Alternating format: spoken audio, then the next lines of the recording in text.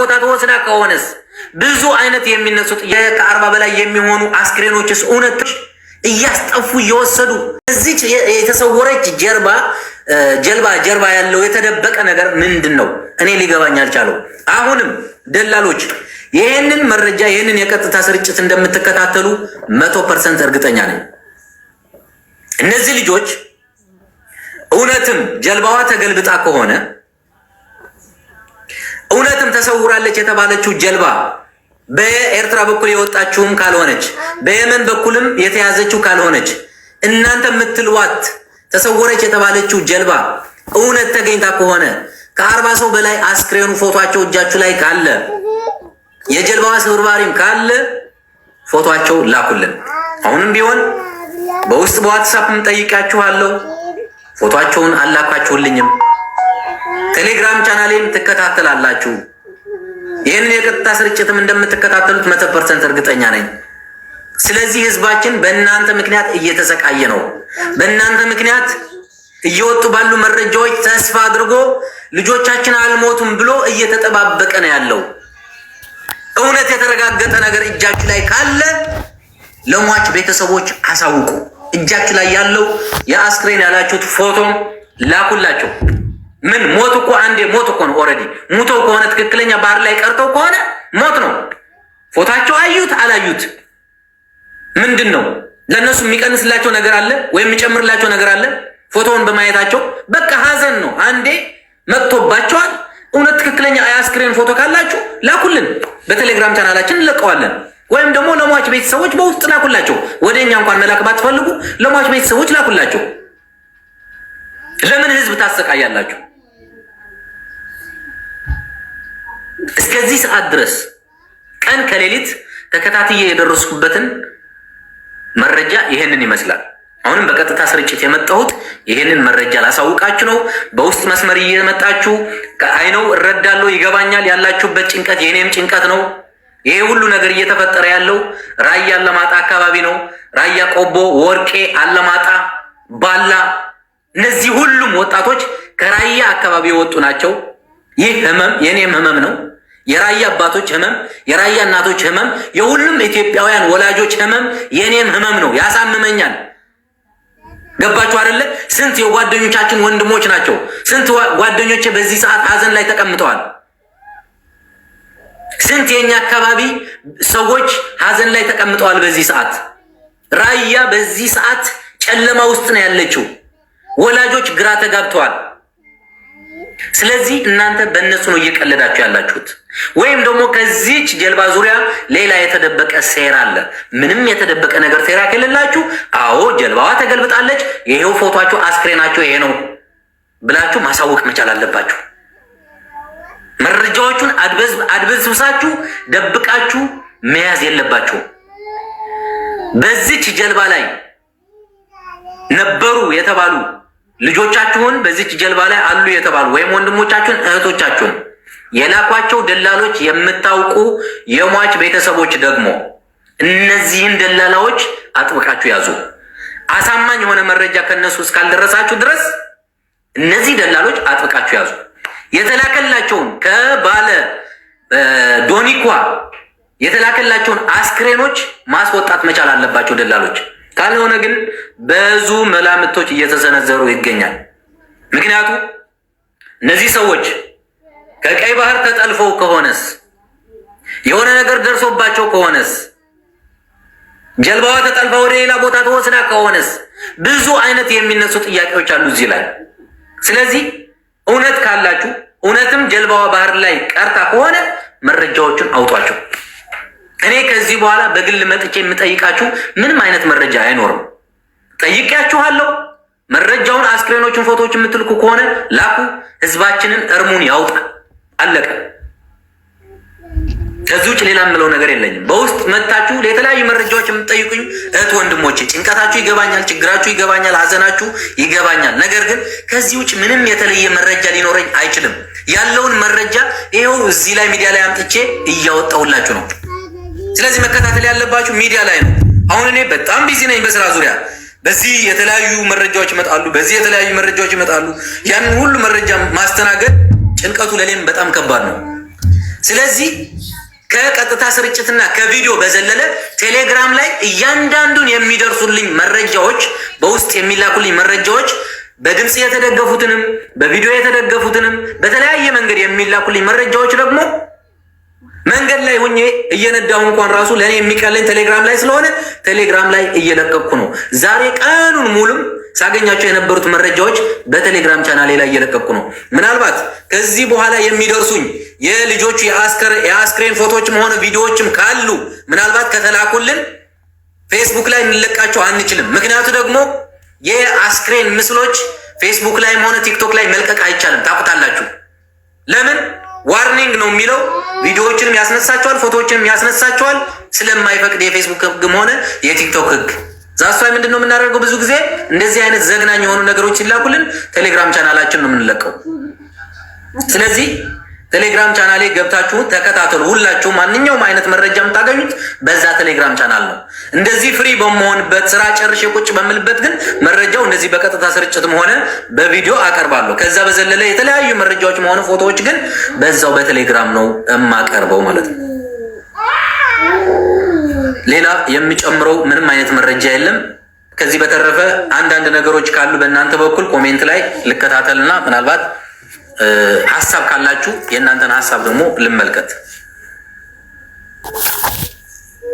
ያለው ደላሎች ጋር ነው። አስክሬናቸው ፎቶዎች ያለው ደላሎች ጋር ነው። ለምንድን ነው የማያጋልጡት? ይህን አስክሬናቸው የተላከላቸውን አስክሬን ለምንድን ነው ማውጣት ያልፈለጉት? እውነት የተላከላቸው ከ40 በላይ የሚሆኑ አስክሬኖችስ እውነት ተልኮላቸዋል ወይ? እውነት እጃቸው ላይ አለ ወይ? እውነት ይቺ ጀልባ ሰምጣለች ወይ? እውነት ስብርባሪዋ ተገኝቷል ወይ? ይህ በራሱ ለእኔ ትልቅ ጥያቄ ነው። ምክንያቱም አሳማኝ የሆነ መረጃ መገኘት አለበት። ለምን ብትሉ ደግሞ በዚህ በኩል በቁጥጥር ስር የዋለች ጀልባ አለች።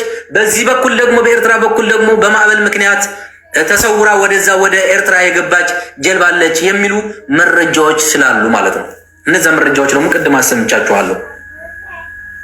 ይህንን ያሉት በተረፈ እባካችሁ እባካችሁ እባካችሁ እባካችሁ ስለ ፈጣሪ በተለይ እየጠፋችሁ ወላጆቻችሁ ሳይፈቅዱላችሁ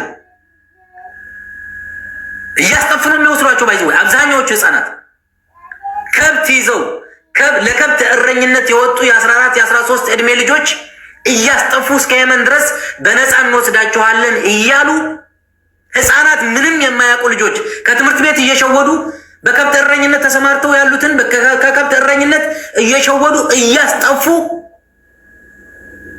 የመን ስትደርሱ ትከፍላላችሁ እየተባሉ ነው እየወሰዷቸው ያሉት። በዚህ ሰዓት እኮ ማንም ወላጅ እኮ ልጁን ገንዘብ ሰጥቶ የሚልክ እኮ የለም።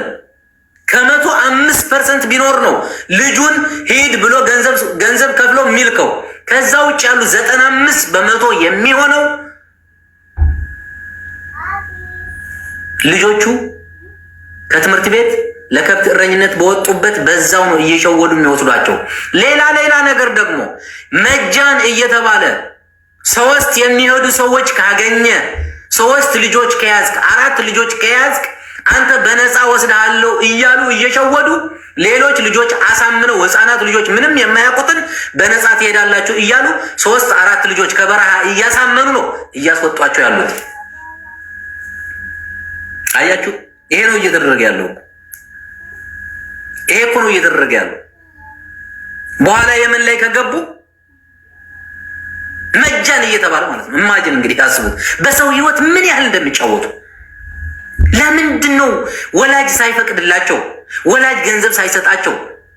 እንደው በጣም እኮ ነው የሚገርመው። አሁን አንዳንዶች እኮ በጣም የሚገርማችሁ ነገር በማን ደላላ እንደሄዱ ራሱ እኮ አይታወቅም እኮ። ምክንያቱ ሲወጡ አይናገሩም። አስጠፍተው ነው የሚወስዷቸው። የወሰዳቸው ደላላ ማን እንደሆነ እንኳን ራሱ አይናገሩም። በጭራሽ አይናገሩም። አሁን ሙተዋል፣ በህይወት አሉ የሉም፣ ምንም የሚታወቅ መረጃ የለም። የግማሾቹ ማለት ነው። መርዶ ሰምተው ለመቀመጥ እንኳን ራሱ ሀዘን ለመስማት እንኳን ራሱ እርማቸውን አውጥተው ቁጭ ለማለት እንኳን ራሱ እናስ አልቅሳ ሀዘኗን መወጣት እንኳን ራሱ አትችልም። ምክንያቱም ልጇ በማን ደላላ ሄደ፣ ባህር ላይ ቀርቷል ወይስ አልፏል፣ ምንም የምታውቀው ነገር የላትም። ይሄ ነው እየሆነ ያለው ጋይስ። እኛ በጣም ነው ግራ የሚያጋባው ማለት አይደል ነው። እኔ ትናንትም ተናግሬያለሁ። በተለይ በራያ በኩል የዘወልድ አባቶች፣ የራያ ሽማግሌዎች፣ የራያ አቦ ገረብ እንዴ የሰው ልጅ ነፍስ አጥፍቶ ስንት ደም ማስታረቅ የምትችሉ አባቶች እንዴት ነው እነዚህ ልጆች ከቀያችን ወጥተው ህፃናት ልጆች የ12 የ13 እድሜ ልጆች እያስጠፉ እየወሰዱ መከራ ውስጥ እየቆሰቆሷቸው ግማሾቹ የአሳ አራት ሆነው እንዲቀሩ ግማሾቹ ደግሞ በሳውዲ ድንበር ጠባቂዎች በሞርታር እየተመቱ እንደ ቅጠል እየረገፉ ያሉ ህፃናት አያሳዝኗችሁም ወይ? ለምንድን ነው ፍርድማ ተሰጡት? እውነት እንደው በራያ በዚህ ሰዓት ምንም አይነት ፍትህ የሚሰጥ አካል እንኳን ባይኖር ህገወጥ ደላሎችን መከታተል የሚችል አካል መንግስት እንኳን ባይኖር የራያ አባቶች፣ የራያ ሽማግሌዎች፣ የዘወልድ አባቶች፣ የራያ አቦገረብ ራያ የራሳችሁ ህግ አላችሁ አይደል እንዴ? እንዴት ነው እነዚህ ሰዎች ማስቆም ያቃታችሁ? እንዴት ነው በዚህ ዙሪያ ፎከስ አድርጋችሁ የማትሰሩበት? እስከ መቼ ነው የራያ እናት የደም እንባ የምታለቅሰው እንዴ? ወገን አሁን እኮ የራያ ምን የራያ በሁሉም ቦታ ላይ ማለት ይቻላል። ግን እኔ የማውቀው በራያ ውስጥ ያለው መረጃ ነው። አሁን ሞር ፎከስ አድርጌ የምነግራችሁ በራያ ውስጥ እኮ አንድ ወላጅ እኮ አሁን ልጁን ጥፋት አጥፍቶ እኮ መቆጣት የማይችልበት ደረጃ ላይ እኮ ነው ደርሶ ያለው። ምክንያቱ ልጄ በተቆጣሁት ቁጥር ነገ ጠዋት ወጥቶብኝ ይሄዳል በማለት ሰቀቀን እንዴ ወላጆች ነጋ ጠባ ልጆቹ ሳኡዲ እድል ቀንቷቸው ሳኡዲ ውስጥ የሚገቡት እንኳን ራሱ 2 ወር 3 ወር እንኳን አይቆዩም። በዛው ተይዘው እንደገና ይወርዳሉ። ወላጆች የነበራቸው ከብት ሽጠው ፍየል በግ ሽጠው የነበራቸው ቤት ሽጠው ጨርሰው መጨረሻ ደግሞ አርሰው አንደፋርሰው ልጆቻቸውን የሚያሳድጉበት እርሻ መሬት ሽጠው እኮ ነው። ምክንያቱም የመን ውስጥ ካስገቧቸው በኋላ እየደበደቡ ቪዲዮ እየቀረጹ ምሽዋር ላክሉላቸው እየተባለ ቪዲዮ ስለሚላክ ከርስ እናት ናት፣ ወላጅ ናት፣ አባት ነው። በከርሱ አይጨክንም። የልጁን ቪዲዮ እንደዛ ሲላክለት እየተደበደበ እንደዛ እየተሰቃየ ሽጉጥ እዚህ ላይ ተደቅኖበት እንደዛ እያስፈራሩ ቪዲዮ ሲልኩላቸው ወለድ አይችልም። ከርስ ነው፣ ልጁ ነው። ልጁን የሚያሳድግበት መሬቱን ለ3 ዓመት ለ4 ዓመት ሽጦ ለነዚህ አውሬዎች ገንዘብ ይልካል። በጣም ያሳዝናል። እኔ አይደል ነው ምን ማለት እንዳለብኝ አላውቅም፣ ግን በጣም ነው የሚያሳዝነው። በጣም ልብ ይሰብራል።